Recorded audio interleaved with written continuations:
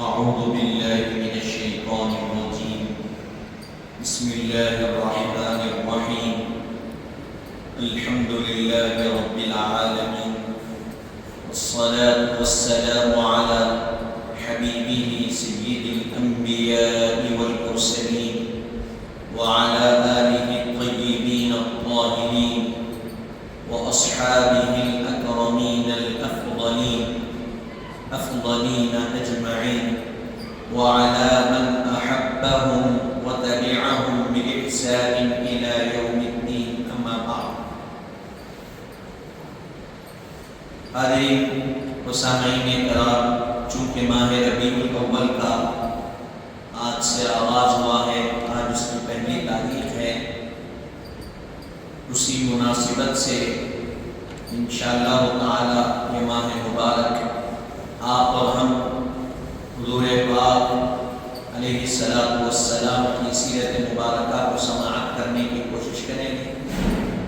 اب یہاں بتلایا جا رہا ہے، کتاب کوئی بھی لکھی جاتی ہے تو پہلے مقدمہ لکھا جاتا کہ کتاب کے لکھنے کی وجہ کیا ہے اور کس پر لکھی جا رہی ہے.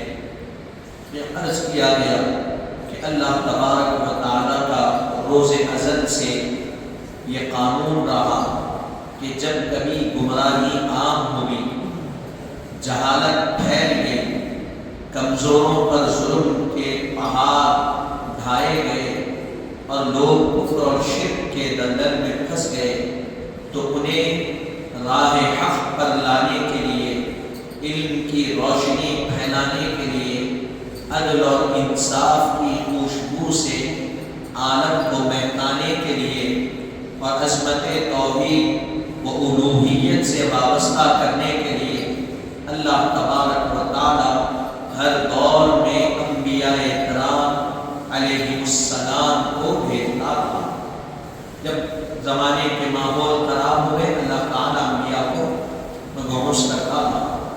وہ مبارک ہستیاں پیغام حق کو بندگان خدا تک پہنچاتی ہیں. انبیاء کون ہیں؟ وہ مبارک ہستیاں ہیں جو پیغام حق کو، اللہ تعالیٰ کے پیغام کو بندگان خدا، اللہ کے بندوں تک پہنچاتے رہتے ہیں، یہاں تک کہ سب سے آخر میں نبیوں کے سردار، ہمارے اور آپ کے آقا و مولا حضرت احمد مجتبیٰ محمد مصطفیٰ صلی اللہ علیہ وسلم کو ساری کائنات کے لیے رحمت للعالمین اور خاتم النبیین بنا کر بھیجا ہے. کہاں تک یہ سلسلہ، ہر نبی کے ساتھ یہ سلسلہ چلتا رہا، یہاں تک کہ آخری نبی، آپ کے اور ہمارے آقا، نبیوں کے سردار حضرت احمد مجتبیٰ محمد مصطفیٰ صلی اللہ علیہ وسلم کو اللہ نے رحمت للعالمین اور خاتم النبیین بنا کر دنیا میں مبعوث فرمایا. آپ صلی اللہ علیہ وسلم کے بعد کوئی نبی یا رسول آنے والا نہیں ہے. آپ صلی اللہ علیہ وسلم کے بعد اب کوئی نبی رسول کوئی بھی آنے والے نہیں. آپ صلی اللہ علیہ وآلہ وسلم نے 40 سال کی عمر مبارک میں نبوت کا اعلان فرمایا. حضور نے کب اعلان کیا؟ 40 سال کی عمر مبارک میں اعلان نبوت فرمایا، نبوت کا اعلان کیا. نبوت کا اعلان کرنا اور ہے، نبوت کا ملنا اور. تو یہاں یہ مغالطہ دینے کی کوشش کی جاتی ہے کہ غلط فہمی پیدا کی جاتی ہے عوام میں. 40 سال میں نبوت ملی، عطا ہوئی نہیں. حضور نے 40 سال کی عمر مبارک میں اعلان نبوت فرمایا. نبوت کے ملنے کے بعد نہیں، اعلان اس چیز کا کیا جاتا ہے جو پہلے سے موجود ہوتی ہے. سمجھ میں آ رہی ہے؟ جو چیز موجود نہیں ہوتی اس کا اعلان نہیں کیا جاتا، تو جو چیز موجود ہوتی اس کا اعلان ہوتا ہے. اب آگے فرمایا جا رہا ہے، جبکہ آپ صلی اللہ علیہ وآلہ وسلم اس وقت بھی نبی تھے جب حضرت آدم علیہ السلام روح اور جسم کے درمیان تھے. حضور کب نبی تھے؟ حضور اس وقت بھی نبی تھے جب آدم روح اور جسم کے درمیان، یعنی ان کے جسم میں روح ڈالی نہیں گئی تھی، ابھی ان کا جسم تیار کیا گیا، اس میں روح ڈالی نہیں گئی، حضور جب بھی نبی تھے۔ اب یہاں حدیث شریف بتلا رہے ہیں، جامع الترمذی، جامع ترمذی میں حدیث پاک موجود ہے، حضرت سیدنا ابو ہریرہ رضی اللہ عنہ سے مروی ہے، روایت ہے، آپ نے فرمایا صحابہ کرام نے عرض کیا یا رسول اللہ صلی اللہ علیہ وسلم آپ کے لیے کب نبوت کب واجب؟ صحابہ کرام حضور سے عرض گزار ہوئے، یعنی حضور سے پوچھ تو نہیں سکتے، اسی لیے کہا گیا عرض گزار ہوئے کہ یا رسول اللہ صلی اللہ علیہ وسلم آپ پر نبوت کب واجب، آپ پر نبوت کب واجب ہوگی؟ تو حضرت نبی کریم صلی اللہ علیہ وآلہ وسلم نے ارشاد فرمایا کہ میں اس وقت بھی نبی تھا جب کہ آدم علیہ السلام روح اور جسم کے درمیان تھے، میں اس وقت بھی نبی تھا جب حضرت آدم علیہ السلام روح اور جسم کے درمیان تھے، یعنی ان کی روح کو جسم میں ڈالا نہیں گیا تھا، ان کی روح کو جسم میں ڈالنے سے پہلے بھی میں نبی تھا۔ یہ ترمذی شریف کی حدیث مبارک۔ خوش نصیب لوگ اعلان نبوت کے ساتھ ہی حضرت نبی کریم صلی اللہ علیہ وسلم پر ایمان لے آئے اور صحابیت کے شرف سے مشرف ہو گئے۔ خوش نصیب لوگ کون ہیں؟ وہ ہیں جو حضور نے اعلان فرمایا، حضور کے اعلان فرمانے کے بعد ایمان لائے اور صحابیت کے شرف سے مشرف ہو گئے، اور جو لوگ دائرہ اسلام میں داخل نہیں ہوئے انہوں نے بھی حضور کریم علیہ السلام کی امانت و صداقت، دیانت و شرافت اور بزرگی و کرامت کا اعتراف کیا، اور جو لوگ داخل اسلام نہیں ہوئے، حضور کو نہیں مانے، مسلمان نہیں ہوئے، صحابیت کے شرف جن کے ذمہ نہیں آیا، وہ لوگ بھی حالانکہ حضور کو مانے نہیں، حضور کی نبوت کو نہیں مانے، لیکن یہ ضرور کہتے تھے کہ حضور سے زیادہ امانت دار کوئی نہیں ہے، حضور سے زیادہ سچا کوئی نہیں ہے، حضور سے زیادہ دیانت دار کوئی نہیں ہے، حضور سے زیادہ شریف کوئی نہیں ہے، حضور سے بڑھ کر بزرگ کوئی نہیں ہے، حضور سے زیادہ کرامتیں معجزات کا ظاہر کرنے والا کوئی نہیں ہے۔ سب اعتراف کیے، ماننے والے بھی اعتراف کیے، نہیں ماننے والے بھی اس کا اعتراف۔ پھر آگے کہا جا رہا ہے آپ صلی اللہ علیہ وسلم کے جملہ محاسن و کمالات اور فضائل و مکارم اور اخلاق کا اقرار کیا۔ اس سموں نے کیا کیا؟ حضور کے ساری چیزیں، محاسن، کمالات، فضائل اور مکارم اور اخلاق کا اقرار کیا، کیونکہ اللہ تعالیٰ نے آپ صلی اللہ علیہ وسلم کو تمام فضائل و کمالات کا جامع اور عیوب اور نقائص سے پاک پیدا فرمایا۔ اللہ تعالیٰ نے حضور پاک صلی اللہ علیہ وسلم کو تمام فضائل اور کمالات آپ کی ذات میں جمع کر دیا، ساری فضیلتیں، سارے کمالات اللہ تعالیٰ نے حضور پاک کی ذات مبارک میں جمع فرمائے، اور اللہ تعالیٰ نے ہر قسم کے عیب اور ہر قسم کے نقص سے حضور کو پاک رکھا۔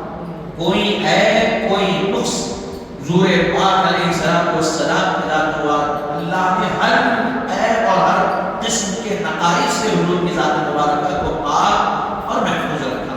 اسی لیے آپ صلی اللہ علیہ وسلم کا نام مبارک محمد رکھا گیا۔ آپ صلی اللہ علیہ وسلم کا نام مبارک کیا رکھا گیا؟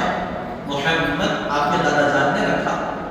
اس کے معنی کیا ہے؟ بہت زیادہ تعریف کی ہوئی ذات۔ محمد کے معنی کیا ہے؟ بہت زیادہ تعریف کی ہوئی۔ تم سوچئے حضرت آدم سے عیسیٰ تک ہر کسی نے حضور کی تعریف کی، اللہ نے حضور کی تعریف کی، سبوں نے حضور کی تعریف کی، پوری کائنات نے حضور کی تعریف کی، اور آپ کا نام بھی ایسا رکھا گیا کہ بہت زیادہ تعریف کی ہوئی ذات۔ یہ آپ کا نام مبارک محمد رکھا گیا۔ اس کے معنی آتے ہیں، اور اس کو اپنے نام مبارک کے ساتھ اللہ تعالیٰ نے کیا کیا؟ اس نام کو یعنی نام محمد کو اپنے نام کے ساتھ کلمہ طیبہ میں شامل کر دیا۔ اللہ تعالیٰ نے حضور کے نام کو اپنے نام کے ساتھ کلمہ مبارک، کلمہ شریف، کلمہ طیب میں شامل فرما دیا۔ اب سوچئے کیا عظیم اور کیا شان والا آپ کا نام مبارک ہے. خوب نام محمد ہے ساتھیوں، جس میں نقطہ بھی رب کو گوارا نہیں. کبھی یاسین کہا، کبھی طٰہٰ کہا، نام لے کر خدا نے پکارا نہیں. یہ کسی نے خوب کہا کہ حضور کا نام خوب نام محمد ہے ساتھیوں، جس میں نقطہ بھی رب کو گوارا نہیں. نقطہ بھی نہیں ہے حضور کے نام میں، میم ہے میم تا، نقطہ ہے نہیں. کہا کہ خوب نام محمد ہے اے ساتھیوں، جس میں نقطہ بھی رب کو گوارا نہیں. کبھی یاسین کہا، کبھی طٰہٰ کہا، نام لے کر کبھی پکارا، خدا نے پکارا نہیں. حضور کو کبھی اللہ نے یاسین کہا، کبھی طٰہٰ کہا، لیکن کبھی حضور کا نام مبارک لے کر نہیں پکارا. پھر اس کے بعد ارشاد فرمایا حضور کریم علیہ السلام کی حیات طیبہ اور سیرت مبارکہ کا ایک ایک پہلو عظیم توحید و حقانیت، عظمت توحید اور حقانیت اسلام کی گواہی دے گا. حضور کی حیات مبارکہ اور سیرت مبارکہ کا ایک ایک پہلو عظمت توحید اور حقانیت اسلام کی کیا کرتا ہے؟ گواہی دیتا. اسی وجہ سے اللہ تعالیٰ نے قرآن کریم میں حضور پاک علیہ السلام کی حیات مقدسہ اور سیرت طیبہ کی قسم دیا. اللہ تعالیٰ اسی لیے قرآن مجید میں حضور پاک علیہ السلام کی حیات مبارکہ اور حیات مقدسہ اور سیرت طیبہ کی قسم دیا. اور جیسا کہ اللہ تعالیٰ نے ارشاد فرمایا لَأَمْرُكَ، یہ سورۃ الحجر کی آیت مبارکہ اللہ تعالیٰ ارشاد فرما رہا ہے لَأَمْرُكَ، اے حبیب صلی اللہ علیہ وسلم آپ کی مبارک زندگی کی قسم.